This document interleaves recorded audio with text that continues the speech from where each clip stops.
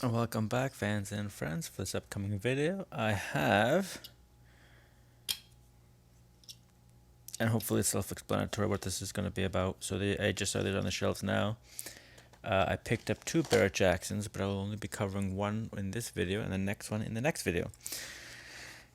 1969 Dodge Charger. So otherwise, this one here is also a Barrett-Jackson release. It is the 1970, obviously. You can tell by the front of the vehicle, but we'll get into that a little bit later.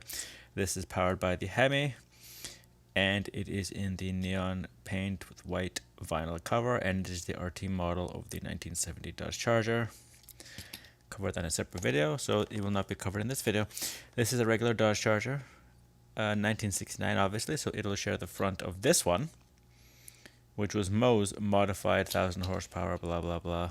You can watch that video too for more information on that Dodge Charger, Detroit Speed Inc. But this one here from Series 11,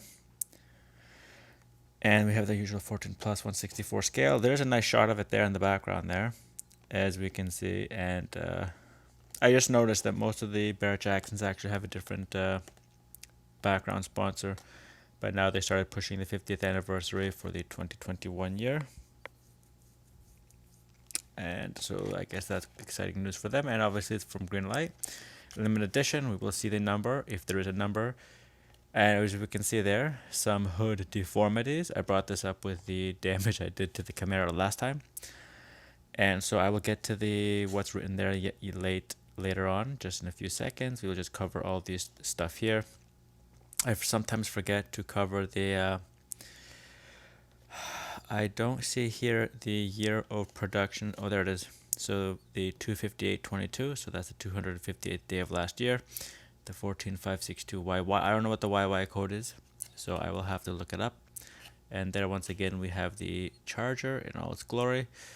I don't see what kind of a model it is, because like the trim level, like RTTA / everything else. But anyway, hopefully this here will say more about it. And so it is not a Hemi, it's not a 440, it is the 383 version, the Magnum 8-cylinder engine. So you're going to lose all this when you take this out of the package. Sorry, I'm going to lose all this. But unfortunately here I see that some upgrades / modifications and nothing about trim level. So it is simply the 1969 Dodge Charger from Greenlight. And obviously it was sold for a lot of money, 117 grand, but obviously a lot of work also was put into it. So there it is. Pause the video, read it if you want. And I'm just going to go ahead and open it. So it's nice to have a variation of the same car. Well, maybe yes, maybe no. I saw a bunch of Cadillac DeVilles. Sorry, yeah, DeVilles, the sedan and the four-door. So the two-door and the coupe. They just introduced their Lowrider Series 1. I didn't pick up any of them. I wanted the Bel Air, but I didn't want that Bel Air. The body rides really close to the wheels because they are a lowrider, so I don't know if that vehicle would survive the roll test very well. So here we have the normal stuff. We have the gas cap, Dodge Charger written on the side, door handles painted nice and well. A little bit, you can see the tire. It's not that the tire is not round, it is that the tire is a little bit deformed. We can see there. So there's no way around that. Even if I flip it over the other way, it will still not have the same treading as on each other side. So obviously we know this is a re-release. There is exactly the 1 day off, I believe. So I'm correct, 258.22, and this clearly here says 259.22. And the limited edition number is 6676. So we had a mismatching serial number vehicle here. And the GL number is 056. I believe that is the same on all of them. And we can clearly see that it is nearly identical to Moe's Greenlight version, obviously. It's not his car, it's too small. And the other Dodge Charger are nearly identical. However, the body itself, we can see the front where the bumper is very different. Was it the same as this one?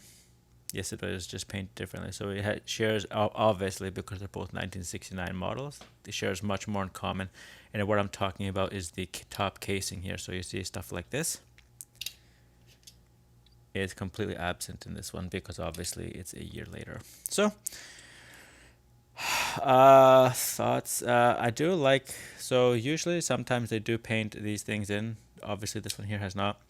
The good thing about this one though is the hood overhang. So as you can see there, and more or less it is reasonably flush with the body. You can see there, bit of a defect. I'm not gonna do what I did to that Camaro and damage it, but otherwise we do see decently enough into the cabin, so I never noticed how hard it is to see out of this car. I've never sat in one, but just by the looks of the fact that the dash takes up most of the front, it's probably very difficult to see out of. We can see a few scrapes here on the vinyl top covering. Nice and shiny into the back. Like I said, the gas cap, nothing else of note. Like I said, absolutely nothing about trim level. I will be going to the front and the back of the car. I think this here is a scratch, but it's hardly noticeable. And then again, there we have an uneven stamping of the rear of the vehicle. So it appears to me that this is just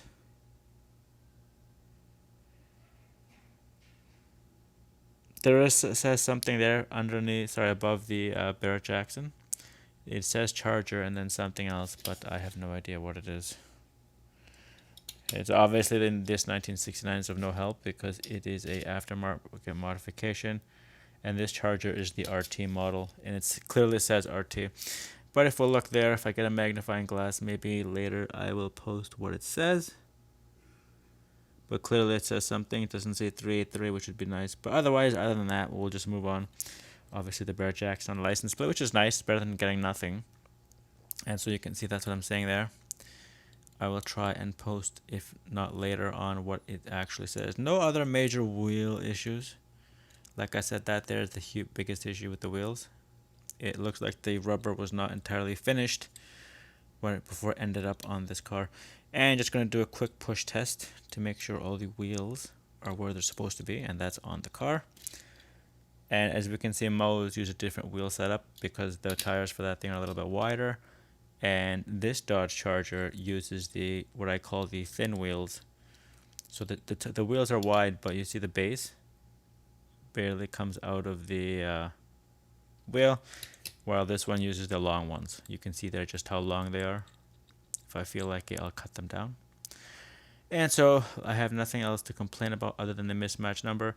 No trim level, but we have mystery identification up there. And then we're just going to take a look at the 383 engine.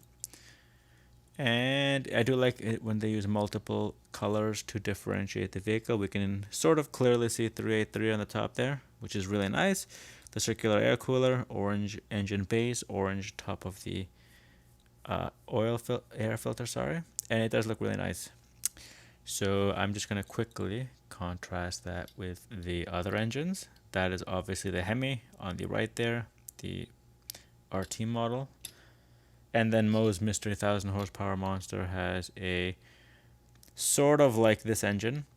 We can clearly see a lot of similarities on the 383. So there we have it. This engine then, according to Greenlight, is closely related to the 383, rather than in terms of appearance anyway. You can clearly see there the huge similarities. Obviously, they share similar other traits as well, because you can clearly see that the bodies are almost identical. So, with nothing else to complain about, nothing else to...